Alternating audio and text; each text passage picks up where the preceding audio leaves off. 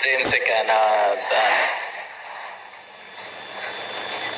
सत्संग जी। तो वहीं अगर इस परमात्मा के दर्शन भी जब हो जाते हैं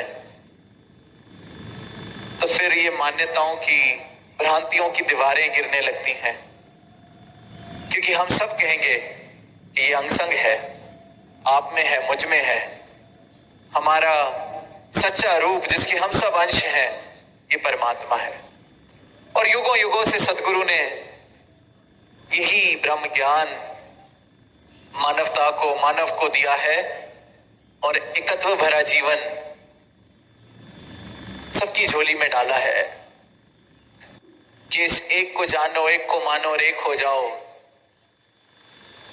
तो ये सिर्फ और सिर्फ मेरी अज्ञानता के कारण मैं इस एकत्व को नहीं देख पा रहा। एकत्व तो स्थापित हुआ ही हुआ है। परमात्मा हर एक में बराबर बसता है, ना कोई ऊंचा है ना कोई नीचा है। पर मेरी आंखों के आगे, मेरे मन के ऊपर भ्रांतियों की धूल जमी हुई है, अज्ञानता का चश्मा चढ़ा हुआ है।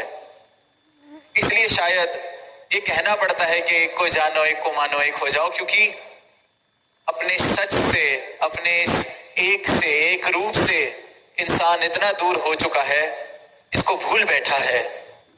इसलिए फिर सदगुरु इसको बार बार याद दिलाते हैं, ये कह के कि एक को जानो, एक को मानो, एक हो जाओ। और जिसने इस एक को देख लिया, फिर एक हो जाना तो अपने आप ही होना है। जैसे पानी को अगर उबाला जाए तो जब वो 100 डिग्री पर पहुंचता है तो भाप अपने आप बनती है, कुछ करना नहीं पड़ता अलग से। उसी प्रकार जब इस परमात्मा को जान लिया, देख लिया, तो एकत्व तो स्थापित हो ही जाना है। जैसे सबने सूरज के दर्शन कर लिए तो सबने मान ही जाना है कि रोशनी है, सूरज उगा हुआ है। लड़ाई का या दूरी का या मन मुटाव का कोई कारण इस विषय पे रह ही नहीं जाता। इसी प्रकार एक छोटी सी कहानी हाल ही में सदगुरु माता जी ने साझी की अपने विचारों में कि गुरु ने अपने शिष्य को कहा, जो उनकी सेवा करता था, उनके पास ये ब्रह्म ज्ञान की दात लेने आया था, अपना जीवन अर्पित समर्पित कर रहा था ताकि एकत्व को हासिल कर सके। पर उस शिष्य की जो आंखें थीं, उनमें कोई इस प्रकार का दोष था कि उसको दो नजर आते थे, दो दिखाई पड़ते थे। तो एक दिन गुरु उसको कहते हैं कि वो जो किचन के अंदर रसोई में एक शहद की बोतल पड़ी है, आप मेरे लिए उस शहद की बोतल को ले आइए। तो शिष्य जाता है और वापस आता है, लेकिन खाली हाथ वापस आता है।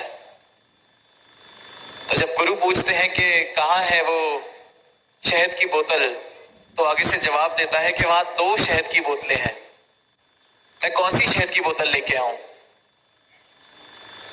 तो गुरु आगे से कहते हैं, काम करो, एक बोतल को तोड़ दो और जो बोतल बच जाए उस बोतल को ले आना।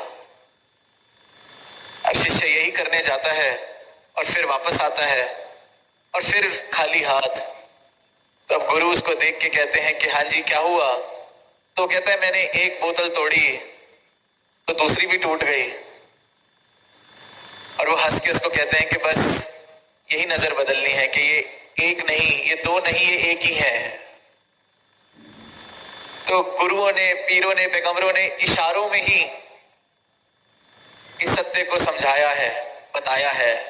ऐसी सहज बातों से ही अपने सिखों को, गुरसिखों को, अपने शिष्यों को इस सच के राज, इस परमात्मा के राज बताए हैं। और जब ये कहानी सुनी और पढ़ी तो फिर यही भाव आए कि इंसान भी जो एक है, हर जगह एक है, बस ये अपनी आंखों का दोष है। ये मेरी मैं, ये मेरा जो माया को लेके जो रिश्ता है माया के साथ, ये अंधकार भरा चश्मा जो है, जो मुझे एक को भी 2 देखने पे मजबूर करता है। और ये बात मैं समझता नहीं कि इस एक के बगैर तो ये दूसरा भी नहीं है, और दूसरा तो सिर्फ और सिर्फ परछाई है। तो जब ये एक इस प्रकार दिखने लग जाता है, जीवन में आ जाता है, तो वाकई हर पल में इस एक के दर्शन जब होते हैं तो सुकून जिसकी बात हम आज सुन रहे हैं, ये सुकून भी जीवन में सहज में ही आने लगता है। तब मुमकिन है जब ये परमात्मा मेरी मान्यता ना रह जाए,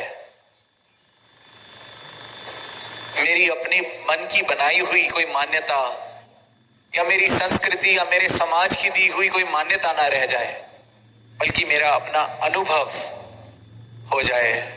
इस परमात्मा को मैं इन आंखों से देख सकूं, इसकी भक्ति फिर करूं, इसके प्रेम को अनुभव कर सकूं, फिर ये मान्यताएं से उठकर एक सच की तरह मेरे जीवन में शामिल हो जाता है।